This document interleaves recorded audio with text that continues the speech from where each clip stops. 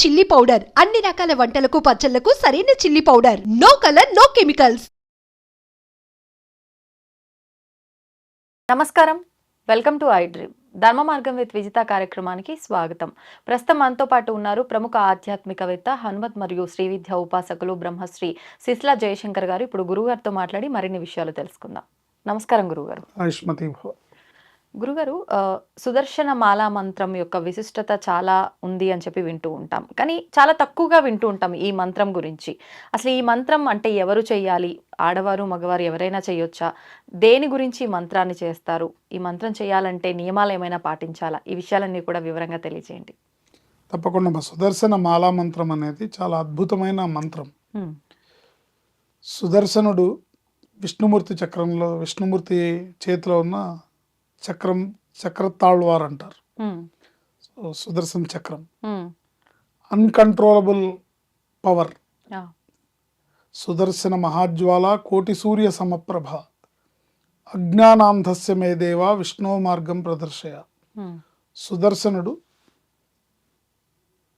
మహాజ్వాల. ఆ జ్వాల ముందు ఎవ్వరూ తట్టుకోలేరు. అంటే శత్రువులు అనేవాళ్ళు నిలబడలేరు. కోటి సూర్య సమప్రభ. ఒక సూర్యుడి కాంతినే మనం తట్టుకోలేము, అలాంటిది కోటి సూర్యులు కలిస్తే ఎంత పవరో ఒక సుదర్శనుడు అంత పవర్. ఆయన ఏం చేస్తాడంటే మనలో ఉన్న అజ్ఞానాన్ని హరింపజేసి విష్ణు మార్గం ప్రదర్శయ, అంటే భగవంతుని చేరుకునే మార్గాన్ని ఆయన చూపిస్తాడు. సుదర్శనుడు.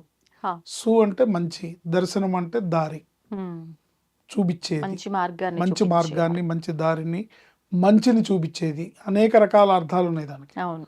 సో ఆ స్వామి ఏంటంటే, ఆ స్వామి అంటే విష్ణుమూర్తే, ఆయన అవతారమే, ఆయన అంశే, ఆయన శరీరంలో భాగంలోని అంశే కదా. సో ఆయనకి 16 చేతులు ఉంటాయి. 16 చేతుల్లోనూ 16 రకాల ఆయుధాలు ఉంటాయి. శత్రువులు ఆయన పేరు వింటేనే అక్కడ మసైపోతారు, అంత పవర్ఫుల్ అన్నమాట. విష్ణు మార్గం ప్రదర్శయ, భగవంతుణ్ణి చేరుకునే మార్గాన్ని ఆయన చూపిస్తాడు. శత్రు బాధ నివారిస్తాడు, గ్రహ బాధల్ని నివారిస్తాడు, ఈతి బాధల్ని నివారిస్తాడు, బ్రహ్మాండమైన సంపదలను ఇస్తాడు.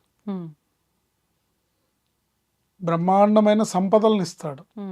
ఆయన్ని కొలిస్తే జరిగే విషయం ఏంటంటే, ఆయన్ని కొలిస్తే చాలు, లభించదంటూ ఉండదు, తీరని బాధ అంటూ ఉండదు. అంతటి మహామహిమాన్వితుడు ఆ స్వామి. అయితే తప్పనిసరిగా ఈ మంత్రం చదువుకోవడానికి నియమనిష్టలు అయితే ఉంటాయి. ఎట్లా పడితే అట్లా, ఎక్కడ పడితే అక్కడ చదవకూడదు. ఓకే, ఏంటి గురుగారు నియమాలు? శుచి శుభ్రత కలిగి ఉండటమే. అంటే 10 సార్లు బాత్రూమ్ పోయి వచ్చినా కూడా చదువుకోవడము, లేకపోతే ఎక్కడ పడితే అక్కడ చదవడం అట్లా కాకుండా పొద్దున్నే ఇంట్లో స్నానం చేయగానే మంచి వస్త్రాలు కట్టుకొని చదువుకుంటే సరిపోతుంది. ఎటువంటి గ్రహ బాధలు ఉన్నాయి, ఎటువంటి ఇబ్బందులు ఉన్నాయి, ఎటువంటి ఈతి బాధలు ఉన్నాయి, ఎటువంటి వాళ్ళకి ఏ సమస్యను ఉండి, ఎటువంటి సమస్య అయినా సరే, ఎటువంటి శత్రు బాధ అయినా సరే, ఎటువంటి దరిద్ర బాధ అయినా సరే, ఎటువంటి అనారోగ్య సమస్య అయినా సరే, ఈ సుదర్శన మంత్రంతో తప్పకుండా వాళ్ళకి మేలు చేకూరుతుంది. సుదర్శనుడు అత్యంత పవర్ఫుల్ కాబట్టి శాస్త్రం ఏం చెప్తుందంటే, కృష్ణుడి రూపంలో ఆయన చూడమంటుంది. అంటే ఆయన రూపం మనకి కోటి సూర్యుల కాంతిని మనం చూడగలుగుతామా? చూడలేము. అందుకని శాస్త్రం ఏం చెప్తుందంటే, కృష్ణుడి రూపంలో సుదర్శనుడిని చూడమంటుంది. అంటే కృష్ణుని ఆరాధిస్తే సుదర్శనుడిని పూజించేటప్పుడు కృష్ణుడిని తలుచుకొని, ఆ రూపాన్ని తలుచుకొని, ఆ విగ్రహానికి, ఆ రూపానికి మనం పూజ చేసుకోవాలి. ఓకే. ఓం శ్రీం హ్రీం క్లీం కృష్ణాయ గోవిందాయ గోపీజన వల్లభాయ పరాయ పరమపురుషాయ పరమాత్మనే పరకర్మ మంత్ర యంత్ర తంత్ర ఔషధాస్త్ర శస్త్రాన్ని సంహర మృచోర్మోచే మోచయ ఆయుర్వర్ధయ వర్ధయ శత్రున్నాశయ ఐశ్వర్యం దేహి. ఓం నమో భగవతే మహాసుదర్శనాయ దీప్త్రే జ్వాలాపరీతాయ సర్వదిక్షోభణకరాయ హుంఫట్ బ్రహ్మణే పరంజ్యోతిషే నమః సహస్రార హుంఫట్ స్వాహ. గురువు ఇది గారు ఇంత సుదర్శన మాల పెద్దగా మంత్రం. ఉంది. మంత్రమా ఇది శ్లోకమా? మంత్రం ఇది సుదర్శన మాల ఇదంతా మంత్రం. చదవాలా? కృష్ణాయ గోవిందాయ గోపీజన వల్లభాయ పరాయ పరమపురుషాయ పరమాత్మనే పరకర్మ అంటే ఇతరులు చేసిన కర్మలు, పరకర్మ మంత్ర యంత్ర తంత్ర ఔషధ అస్త్రశస్త్రాన్ని సంహర సంహర మృత్యోర్మోచే మోచయ అంటే అపమృత్యు దోషాలు తీసేస్తాడు. ఆయుర్వర్ధయ వర్ధయ శత్రువున్నాశయ నాశయ ఐశ్వర్యం దేహి దేహి ఓం నమో భగవతే మహాసుదర్శనాయ దీప్త్రే జ్వాలాపరీతాయ సర్వదిక్షోభణకరాయ హుం ఫట్ బ్రహ్మణే పరంజ్యోతిషే నమః సహస్రార హుం ఫట్ స్వాహ. ఈ సుదర్శన మాలా మంత్రాన్ని ఎవరు చదువుతారో వాళ్ళకి శత్రు బాధలు ఉండవు, దరిద్ర బాధలు ఉండవు, అపమృత్యు దోషాలు ఉండవు, అనారోగ్య సమస్యలు ఉండవు. ఏ సమస్య అయినా సరే తీర్చగలిగిన మహాప్రభు ఆయన పాదాలని గట్టిగా ఆశ్రయించాలి. కృష్ణుడి రూపంలో సుదర్శనుణ్ణి కృష్ణాయ గోవిందాయ లేదా వెంకటేశ్వర స్వామి రూపంలో కూడా సుదర్శనుణ్ణి ఆరాధించవచ్చు. కృష్ణాయ గోవిందాయ గోపీజన వల్లభాయ పరాయ పరమపురుషాయ పరమాత్మనే పరకర్మ మంత్ర యంత్ర అంటే ఇతరులు చేసిన ఏ ఉన్నా సరే, ఇతరులు ఏదన్నా మనకి చెడు చేసినా సరే, మా పరకర్మ వాళ్ళు చేతల ద్వారా కానీ, మంత్రం ద్వారా కానీ, యంత్రం ద్వారా కానీ, ఔషధ మందు పెట్టి కానీ, అస్త్రశస్త్రాన్ని అంటే ఆయుధాలతో కానీ ఏదైనా చేసిన అన్నిటినీ సంహర సంహర మృత్యోర్మోచే మోచయ ఆయుర్వర్ధయ వర్ధయ శత్రున్నాశే నాశయ ఐశ్వర్యం దేహి దేహి ఓం నమో భగవతే మహాసుదర్శనాయ దీప్త్రే జ్వాలాపరీతాయ సర్వదిక్షోభణకరాయ హుం ఫట్ బ్రహ్మణే పరంజ్యోతిషే నమః సహస్రార హుం ఫట్ స్వాహ.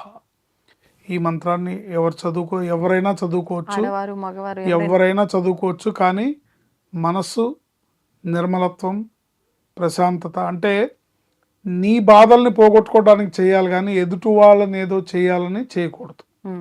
సో ఆ స్వామి మీద భక్తితో, నమ్మకంతో, భక్తి శ్రద్ధలతో ఈ మంత్రాన్ని ఎవరు నిత్యము శుచి శుభ్రతతో పాటించి ఈ మంత్రాన్ని అనుష్ఠానం చేస్తారో తప్పకుండా వాళ్ళ బాధలన్నీ కూడా తొలగి చక్కటి ఐశ్వర్యాన్ని పొందుతారు.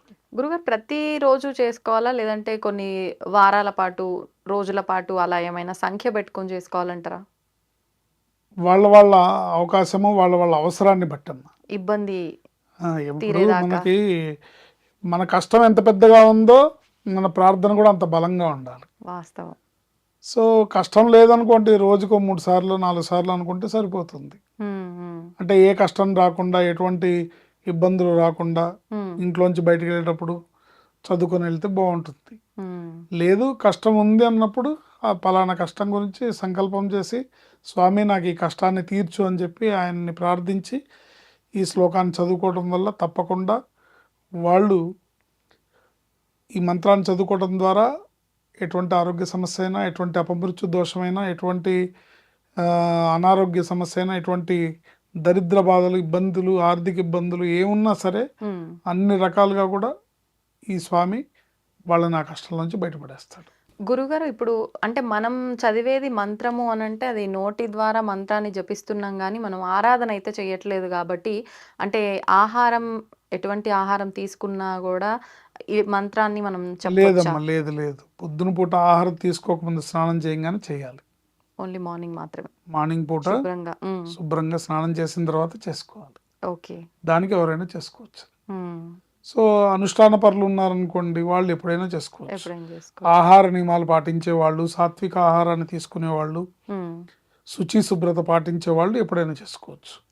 లేదండి మేము ఆఫీస్కి వెళ్తాము, లేదా మేము పనుల్లో బయట తిరుగుతూ ఉంటాము, ఎక్కడ పడితే అక్కడ తింటూ ఉంటాము, అండ్ శాకాహారం మాంసాహారం అన్నీ తింటూ ఉంటాము అని అంటే కనుక పొద్దున పూట స్నానం చేయగానే స్వామి ముందు కూర్చొని, వెంకటేశ్వర స్వామి ముందు, కృష్ణుడి ఫోటో ముందు కూర్చొని ఈ మంత్రాన్ని జపించుకోవడం ద్వారా ఆ సుదర్శనుడి యొక్క అనుగ్రహంతో వాళ్ళ యొక్క అన్ని రకాల సమస్యలు తీరుతాయి. గురుగారు గురువు ఉపదేశం లేకుండా మంత్రాలు చేయడానికి వీలు లేదంటారు కదా, మరి ఈ మంత్రానికి పర్వాలేదంటారా?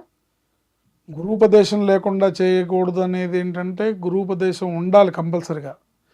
అప్పుడు ఏంటంటే అంగన్యాస కరన్యాసాలు, ఋషి ఛందస్సు ఇవన్నీ పద్ధతి ప్రకారం చేయాలి. గురూపదేశం కూడా అర్హులకి మాత్రమే ఇస్తారు, ఎవరికి పడితే వాళ్ళకి ఇవ్వరు.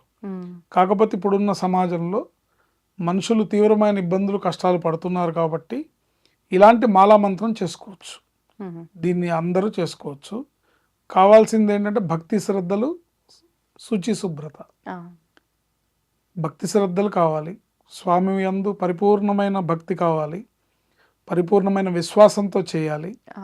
తప్పకుండా వాళ్ళు మంచి ఫలితం, వాళ్ళ కష్టాల్లోంచి బయటపడతారు. ధన్యవాదాలు గురుగారు. ఆయుష్మతి భవ.